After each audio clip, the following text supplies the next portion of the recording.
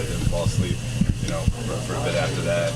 You're doing this year 22, second night of a back-to-back. Where'd you get the energy to close this one out? When I did sleep, I slept a lot. I think I fell asleep probably around like 4. Slept all the way to about noon. Woke up, got some rehab and treatment, my body and my ankle, obviously, and for about an hour and a half, and then I slept till about 4:30. And I'm usually on the first bus, but I caught the last bus, was at 5. But that's what my body said it wasn't time to get up and catch that 3:30 bus. So just rest. I was able to sleep good. Not to follow up too specifically on sleep, but like a lot of people struggle to fall asleep. You put forth a tremendous amount of physical energy. Like, is it easy for you to fall asleep? Are there certain things that you do to when you know you need an extra little bit? Every night has its own challenges, and obviously, especially for back-to-back. But I have some methods on how I'm able to go to sleep. Save that for the book? Or? Yeah, for sure. That's not for everybody. That's not for everybody. It's just wine. No, not this trip. Why? JJ talked about this a little bit, and Dave asked, why are you still doing this? Like, you're 40 years old, you made a lot of money in this league. Like, why? Because I still love the game, and I still got a lot to give to the game, give to my teammates, give to this league. For why I'm here, I don't have much time left. So, while I'm here and to the end of time, I'm going to try to give what I got when I'm out on the floor. So, why? It's just the love of the game. And also have the opportunity now to be able to show my son to the ranks of how to be a professional, what this league is all about, and be along him every single day. That's a treat, unless he's with the South Bay, which is actually, I think, going back for the game tomorrow. I think they have a game. On nights like tonight when 3 balls not falling, they're picking up full court, a lot of physicality. How gratifying is it for this team in particular to handle that and with poise? It's very gratifying, especially you're going against a team with a full. They had their full roster tonight, and obviously we was shorthanded. Obviously, one of our big guns not being out. So for us to be able to pick up in Luka's absence and all of us kind of chime in, and obviously AR, being AR tonight, and even some of the guys that it's not I'm accustomed to playing always with us. You had Goody who came in and gave us great minutes. You had Trey came in and gave us great minutes as well. And that's just next man up, and we needed that from those guys. Those guys play, in the South Bay games, and then able to come up here and make an impact. And we needed that tonight, especially being shorthanded. You guys were up 18 early. Like, maybe in a perfect world, you never feel the pressure of it becoming a 1 or 2 possession game. But what's the value of? You mentioned that the different contributors. AR making some gutty plays on defense, a tip in from Doe, like to win on the road. A tight game for a group that's still getting to know one another. Yeah, it's big time. I think Coach said it before the game. Before they 2-game losing streak to Denver, I think they was 9-1. Before that, in their last 13, they're like 9-3. They won the best records in the Western Conference. So they've been playing extremely well, and they played extremely well tonight. After we got up big, so we knew we weren't gonna. We knew they weren't gonna lay down, no matter what the lead was gonna be. But to have the poise and the gritty plays, like you said. 1 second. Dodo getting that tip in at the end of the shot clock after AR's miss. AR getting the charge in transition on Jeremy Grant, then getting another strip on Jeremy Grant. Guys getting down for loose balls, and it was just a gritty game for us. LeBron, I'm sure you've been giving Bronny verbal advice for years. Some kids respond better to that than others, right? Is there something to just him being right there and you showing him with the play, with the types of things that you might not even be able to explain? I hope so. Sometimes, if any of y'all got kids or whatever, sometimes, as parents, you say all these things, and sometimes it can become annoying to your kids. And you just hope that sometimes that some of your examples will show better sometimes than the words.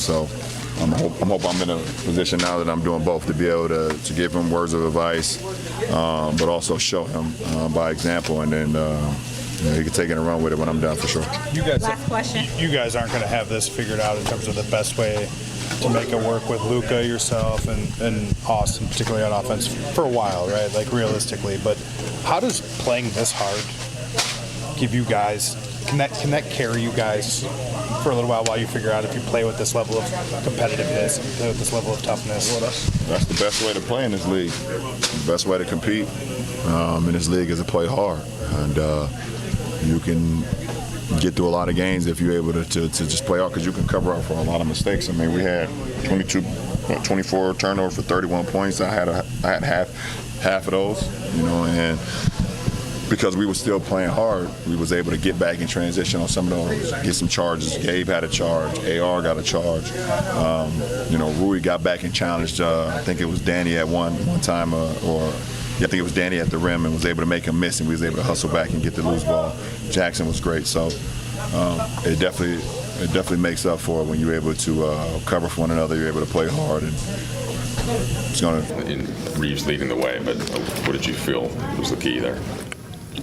Well, they're a really good basketball team, and they play hard. Like that's apparent from the first two games we played them. Kamara is very disruptive. I thought our guys' poise was huge, and our guys' toughness. Two of the biggest plays of the game are LeBron getting the swipe down on Anthony Simons, AR's charge on Jeremy Grant.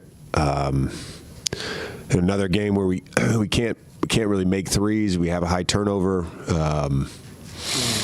I just thought they were a tough team. I'm not saying that. We needed to be tough tonight, and we were tough. We earned that win. And for our guys to bounce back, getting in 2:30, 3 o'clock in the morning, probably going to sleep at 4, just big time from our guys. I asked you at halftime about LeBron, and then he goes on to get 40. Obviously, he did have some turnovers with that ball break. Double-double. Yeah. What kind of run out of things to ask and say about it, but what's the level of? Yeah, I mean, I told you at halftime, like, there's a staff we're talking before the game. Not sure going to sleep last night if he's playing today, and getting word this afternoon that he was in. It's like, man, he really just defies anything that's normal, and not just the physical feats and the plays. It's the mentality. He is, again, I believe I saw the other day, he's a billionaire. And he's playing on the second night of a back-to-back at 40 after 22 years with every frickin' record and every accolade.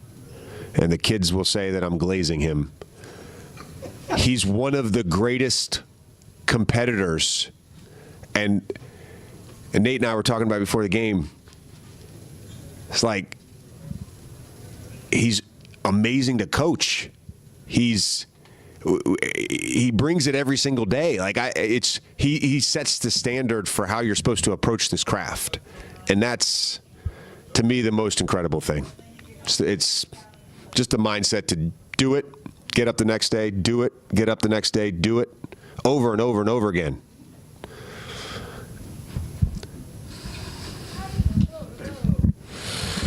Austin Reeves, you mentioned the charge he took. He also had that jump ball on Scoot. Yeah. And then I think he was credited with a block. It kind of looked like a steal on Jeremy. Also, when they're trying to cut it from 6 down, I don't know, 30 seconds left or whatever. Yeah.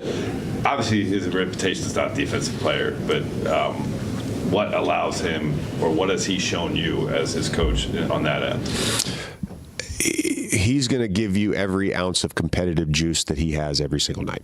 That's really what it comes down to. And he's a better athlete than people realize, but he sometimes is at a disadvantage, and that doesn't stop him from competing. And yeah, there was the Dallas game, but he's been really good on that end of the ball, and we saw that early in preseason. We saw it, or in September. We saw it in preseason. He's trying to do the right thing every time. That's easy to coach. You guys were up 18 early. Obviously, maybe in some sense it would have been nice to have a quote unquote easy win, but do you get any value out of like having to gut it out in a late game situation because this group is still getting to know one another? And yeah, I think you value any win. You value any win, particularly if you're a team that is really trying to make a playoff push and get a top 6 seed in the West. I think the way we started the game set the tone for the rest of the game, if that makes sense. Because we weren't like playing great offense. It was just how hard we were playing. We didn't have to. At no point in time did we have to turn it on.